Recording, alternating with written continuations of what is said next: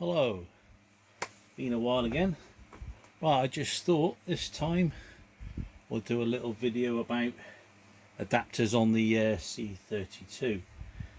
Last time I showed you about the RGB quality of the picture, so this time we'll show you about a hard drive, not hard drive, a floppy disk drive adapter.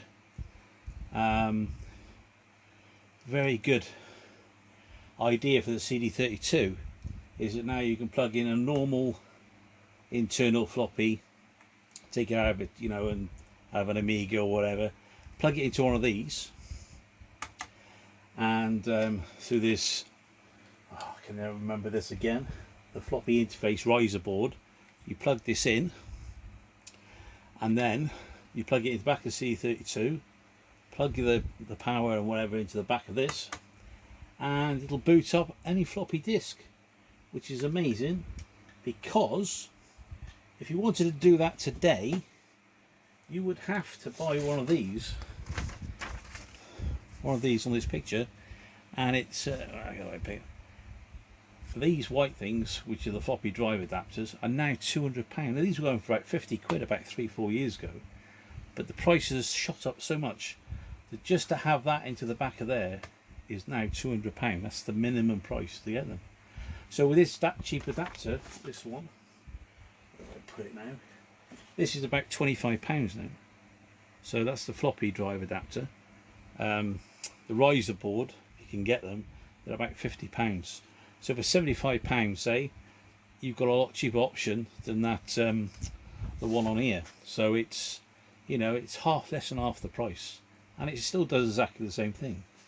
And also, if you've got an SX1, which is one of these here, which I'll go through a bit later on, it already has all the ports on it to do it as well, but that costs a lot more money. Anyway, so I thought I'd just show you this running. So I plugged it into the back of this one because it's got two of these, as always got two of everything, just in case. So yeah, so I thought I'd just show you this working. Not in my notes because I'm going to forget. Don't know why I'm being forgetful. We'll bang it on, just show you a little bit of it working. Hopefully the powers that be, it'll work, because as I said before, cd32s are very temperamental. So what I thought I'd show you, you plug it in the back. It doesn't affect the CD playing, you can still have it plugged in all the time. There's also another way of finding out with the mouse. If you plug it in and turn it on, hold both mouse buttons down, it'll take you to a boot menu. And then you can actually, as you can see, it's like the Amiga 1200, so you can select the boot options on it. So there's the board, it's found it, and it can actually turn it on and off on here, disable it or enable it. In our case, we're going to use it now, so I might as well leave it enabled.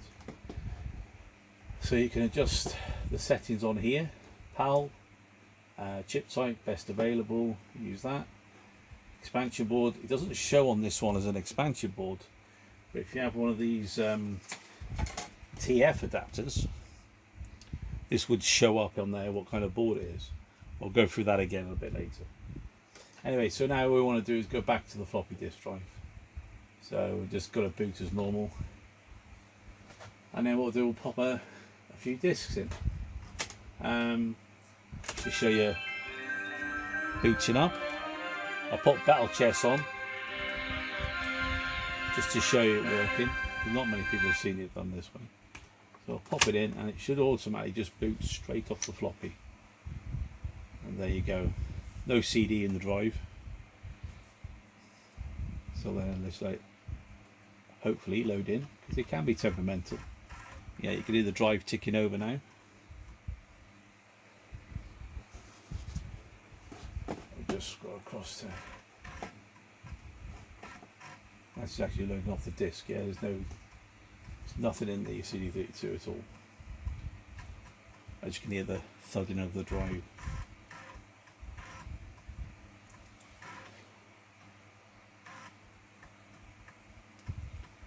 So yeah, so it's quite handy because you can run most things off the CD discs, but some games are just nice to have on a floppy, plug it in and away to go. So put password in, that's done. Just show you a little bit of it working. Make it move. So there you go. There you go, running off floppy, nice, really cool. Let's do a queenie bit over there. One of the really good games I like. I get bored, I love playing this game, just watching the animations in it. It's a very old game as well, you know, and it's still very good even when people look at it today. It's still, especially the fighting sequence which you're going to watch now. I'm going to take my bishop, isn't it? Well, flies round today. There we go. Oh, the knight's coming out to fight.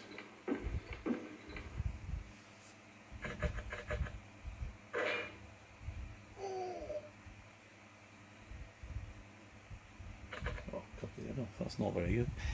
Anyway, so there you go. That's it working. So I'll reset it. That's great. And I'll tell you another really good thing about having the floppy drive as well, is that I've got a disc, which is very, very good. If you add the action replay add-on for the Amiga 500, what was good about it is that you could actually rip music and put trainers on it. Well, the action replay for the 1200 actually works on here as well. So I'll just plug it in here and just show you that working. So just like on the 1200, you put the disc in, let it run. And what it does, it runs itself and hides itself in the background. So it's loading in now.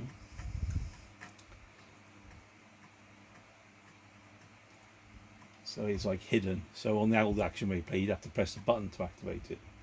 So there we go. Action replay 4 beta. And that's it, that's all you need to do. You take it out, you reset the machine, and there it is still in the background. And then we're going to load in, let it go back to main menu.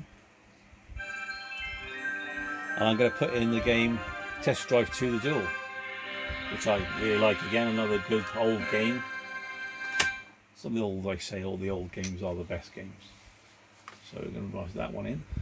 So you can see it's showing you that the action replay is active in the background, and that will stay there after so many resets. But if you turn it off completely, it'll then disappear, which is a really good thing. You know, it's handy if you want to put cheats on or rip music. You can actually copy a disc with it. So I'll just go into the menu in a second. I'll just let it load up the game.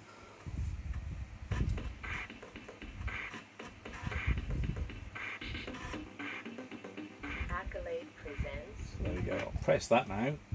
The right mouse button on your mouse, and then it brings up the action replay screen. And then you can see all the commands just like you normally would. Tells you everything you need to know on it. So it just works exactly the same as the hardware, but it's just hidden in the background. And there's your options screen, little menus as well. So yeah, so you can change whatever you want to, DFO to boot from DF1 if you wanted to. If it'll allow it. I haven't done a lot on it, but it does work. It does what I want it to do, like search for musics. But I just thought I'd mention that while we're here. And then you just press X to get back out of it. Depending on what you wanted to do. You can still copy discs while you're doing that, or whichever. And then go back into the game, and it's just hidden. And then the game will still carry on going. So if you want to put a trainer on a game and find unlimited lives, it'll still let you do that. So I thought that was a nice little touch to show you. It's not very often, you know, a lot of people know that works on it.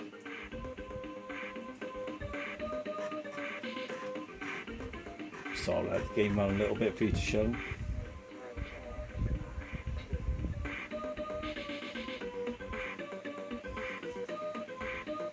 I do love the music on this.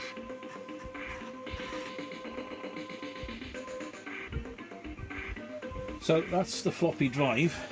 Nice easy add-on, brilliant. Again, nice to have these little adapters, give you something to think about, something you can play around with, and I think it's well worth the money.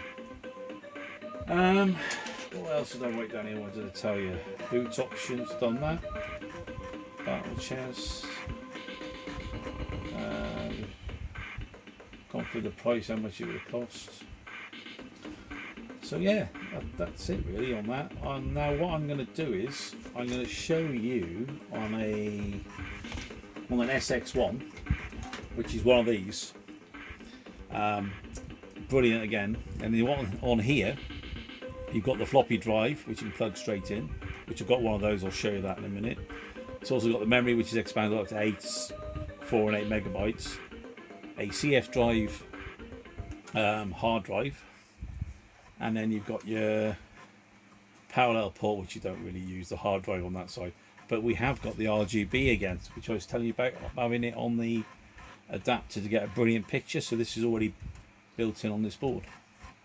Again, very expensive. These are anything from £300 to £500 now. I've got two. This one of the box is all complete. It's got a hard drive in, but it's all sealed. It's got a proper top on here, so it looks real cool. So what I'll do now is we'll take that out and I'll show you how temperamental these things are. You think they're broken, but they're not. They just take a bit to wiggle in to get them to work. So yeah, I'll come back to you in the next episode and show you how this works. Okay then, thanks for watching, and I'll see you next time.